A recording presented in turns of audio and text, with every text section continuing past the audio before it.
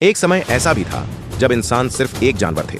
ना कोई भाषा थी, ना समाज, ना ही पहचान था। बस अपने अस्तित्व के लिए लड़ता हुआ एक शिकार करता। जीव ना उसे कल की चिंता थी, ना भविष्य का कोई सपना। हर दिन एक जंग थी।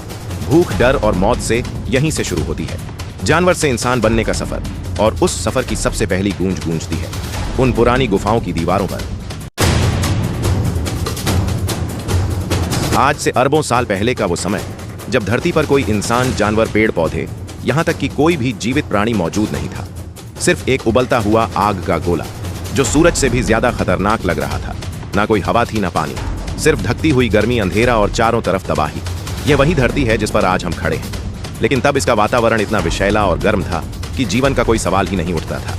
धीरे धीरे लाखों साल बीत गए। धरती ठंडी होने लगी, ज्वालामुखी शांत होने लगे और धरती का पहला समुद्र बना। इन समुद्र में विभिन्न रासायनिक पदार्थ एक दूसरे के संपर्क में आने लगे और एक अद्भुत प्रक्रिया की शुरुआत हुई। जीवन की प्रक्रिया। पहले सूक्ष्म जीव बने जिन्हें हम प्रोकैरियोटिक कोशिकाएं कहते हैं। यह इतने छोटे थे कि उन्हें देखने के लिए माइक्रोस्कोप की भी जरूरत पड़ती। यह प्राणी ही जीवन की पहली कड़ी थे।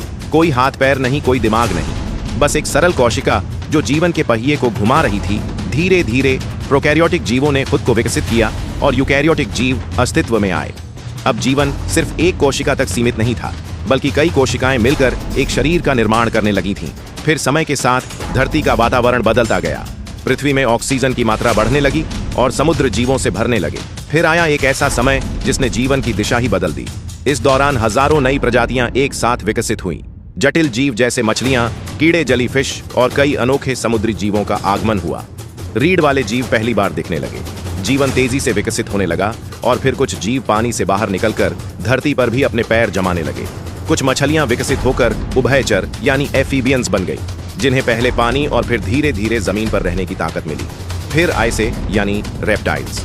यह वो जीव थे जिन्होंने धरती पर राज करने की शुरुआत की। इन सभी के बीच धीरे धीरे विकसित हुआ एक ऐसा समूह जिसने आगे चलकर पृथ्वी के सबसे बड़े साम्राज्य को जन्म दिया, डायनासोर।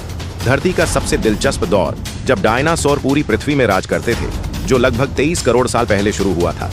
डायनासोरों की दुनिया सिर्फ एक जैसे विशाल जीवों की नहीं थी, बल्कि यह एक पूरी जैव विविधता से भरी दुनिया थी, जिसमें हर प्रकार का डायनासोर अपनी एक अलग पहचान और भूमिका निभाता था।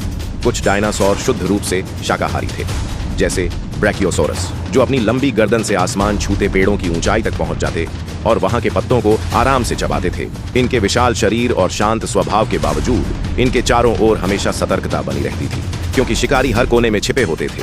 वहीं ट्राइसेराटॉप्स जैसे डायनासोर अपने बड़े और मजबूत सींगों के साथ नजर आते थे। शांत स्वभाव वाले, मगर जरूरत पड़ने पर अपने दुश्मनों से टकरा जाने वाले योद्धा। दूसरी ओर मांसाहारी डायनासोरों की दुनिया कहीं ज्यादा खौफनाक थी। टायरेनोसोरस रेक्स को कौन नहीं जानता। विशालकाय, जबड़े, नुकीले दांत और राक्षसी ताकत, जिसने इसे अपने समय का सबसे खतरनाक शिकारी बना दिया था।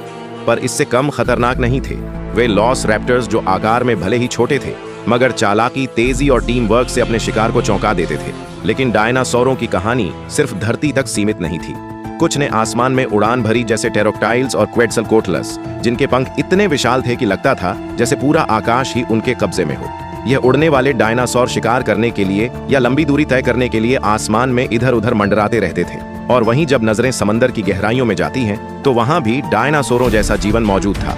मोसासोरस जैसे समुद्री शिकारी अपनी ताकतवर पूंछ और जबड़ों से पूरे समुद्री जीव जगत पर राज करते थे, जबकि प्लीजियोसोरस अपनी लंबी गर्दन और तेज तैराकी के साथ गहराइयों में शिकार की तलाश में निकलते थे। यानी डायनासोरों का युग धरती, आकाश और समुद्र तीनों में फैला हुआ था और हर जगह वे अपनी अपनी दुनिया के बादशाह थे। डायनासोरों का साम्राज्य करीब 18 करोड़ साल तक चलता रहा, लेकिन फिर करीब 6 करोड़ साल पहले धरती पर एक विनाशकारी घटना घटी। एक विशाल उल्कापिंड मेक्सिको के जुकाटन प्रायद्वीप से टकराई। इस दर की ताकत इतनी जबरदस्त थी कि उसने आसमान में धूल और राख का अंधेरा फैला दिया।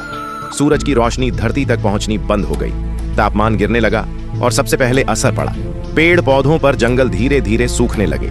जब पेड़ पौधे नहीं बचे तो शाकाहारी जीव भूख से मरने लगे, और जब शाकाहारी खत्म हुए तो मांसाहारी भी ज्यादा दिनों तक टिक नहीं पाए। धीरे धीरे बड़े जीवों की प्रजातियां एक एक कर खत्म होने लगी। ऐसा लगा जैसे पूरी धरती की जीवन में बड़ी टूट गई और यहीं पर खत्म हो गया डायनासोरों का करोड़ों साल पुराना साम्राज्य। मगर इस तबाही के बीच धरती एक नई शुरुआत की तैयारी कर रही थी। एक नई सभ्यता, नए जीव और अंततः इंसानों का युग शुरू होने वाला था। डायनासोरों के विनाश के बाद धरती पर एक नया अध्याय शुरू हुआ। करोड़ों सालों तक दबे छिपे और भय में जीने वाले छोटे छोटे स्तनधारी जीव अब मुक्त थे।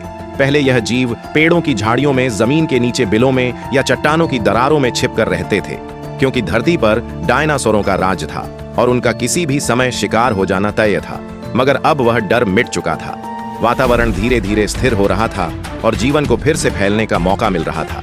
इन स्तनधारियों की खासियत थी कि इनके शरीर पर फर था, जिससे यह तापमान के बदलते हालात में खुद को बचा सकते थे। यह अपने बच्चों को जन्म देकर दूध पिलाते थे, जिससे उनकी संतानों की जीवन दर अधिक थी। जैसे जैसे समय बीतता गया, इन स्तनधारियों ने अपने पर्यावरण के हिसाब से खुद को ढालना शुरू किया। कुछ ने पेड़ों पर रहना जारी रखा, जहां उन्हें फल पत्तियां और सुरक्षा मिलती थीं।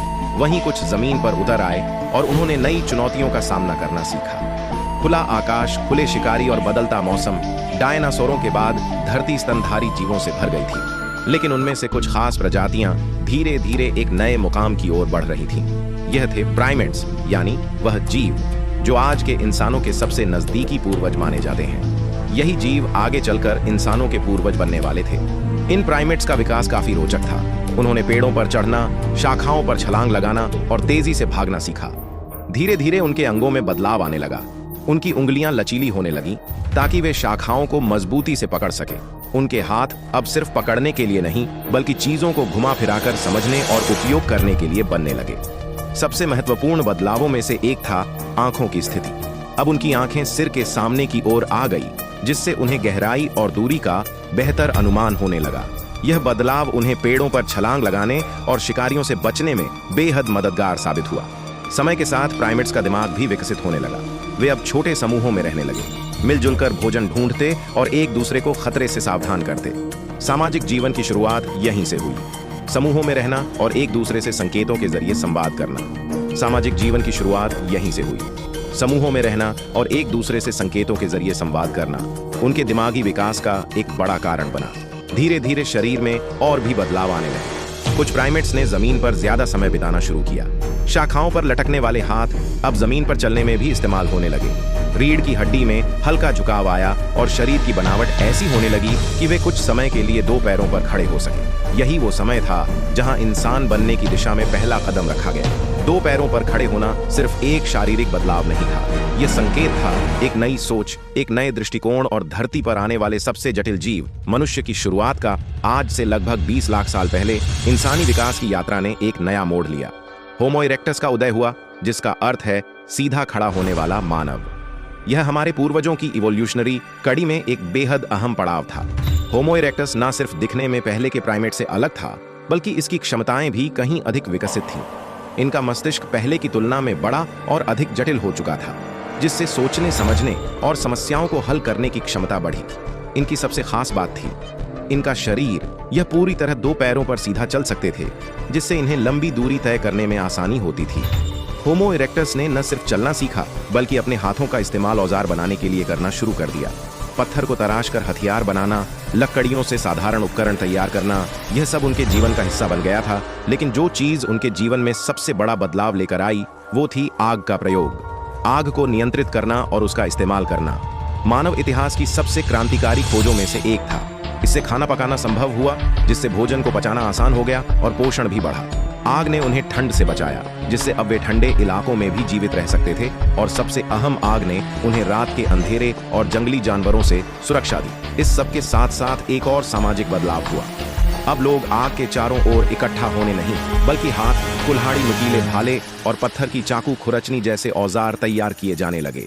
यह सिर्फ औजार नहीं थे, बल्कि यज्ञ इस बात का प्रमाण थे कि इंसान का दिमाग अब पहले से ज्यादा विकसित हो रहा था। वह अब अपने पर्यावरण को समझने और उसे अपने अनुसार ढालने लगा था। समूह में रहने के अपने फायदे थे। भोजन मिल बांट कर खाया जाता, बच्चों की देखभाल पूरी टीम मिलकर करती और बीमार या बूढ़े सदस्यों की जिम्मेदारी भी सब मिलकर उठाते। यह सामूहिक जीवन इंसानी समाज की नींव बन गया। अब इंसान गुफाओं में रहने लगा था, अंदर आग जलाकर रात बिताना, ठंड से बचना और सुरक्षा महसूस करना। यह गुफाएं इंसानों के पहले घर बन चुकी थी, लेकिन गुफाएं सिर्फ ठिकाना नहीं थी। यह अब पहली कला की जन्मभूमि बनने वाली थी। दुनिया भर की पुरानी गुफाओं में आज भी ऐसे चित्र मिलते हैं जिनमें हिरण, भैंसे, हाथी और इंसानों की आकृतियां उकेरी गई हैं। इन चित्रों ने इतिहास को एक नया आयाम दिया। क्योंकि अब इंसान केवल जी नहीं रहा था, वह सोचने, महसूस करने और अपनी भावनाओं को व्यक्त करने लगा था। यह पहली बार था जब मानव ने अपने विचारों को दीवारों पर उकेरना शुरू किया, और यहीं से कला, संस्कृति और आगे चलकर पूरी सभ्यता की शुरुआत हुई। अब हम उस निर्णायक मोड़ पर आ पहुंचे हैं जहां होमो सेपियंस सिर्फ शिकार करने वाले जीव नहीं रह गए थे, अब वे धीरे धीरे इंसान बन रहे थे। एक ऐसा जीव जो सिर्फ जीने के लिए नहीं, बल्कि महसूस करने, बोलने और समझने के लिए भी जीवित था। भाषा कोई एक दिन में नहीं बनी, यह भी लाखों सालों में धीरे धीरे विकसित हुई। शुरुआत हुई इशारों से, हाथों, आंखों और चेहरे के हाव भाव से। अगर आपको यह इंसानी विकास की कहानी पसंद आई हो तो इसे दूसरों तक जरूर पहुंचाइए, क्योंकि जब तक हम अपने अतीत को नहीं जानेंगे तब तक अपने भविष्य की उड़ान को सही मायनों में नहीं समझ पाएंगे। क्योंकि जब तक हम अपनी जड़ें नहीं जानेंगे, हम अपने पंखों की कद्र नहीं कर पाएंगे। तो वीडियो को लाइक करें, चैनल को सब्सक्राइब करके हमारे साथ जुड़े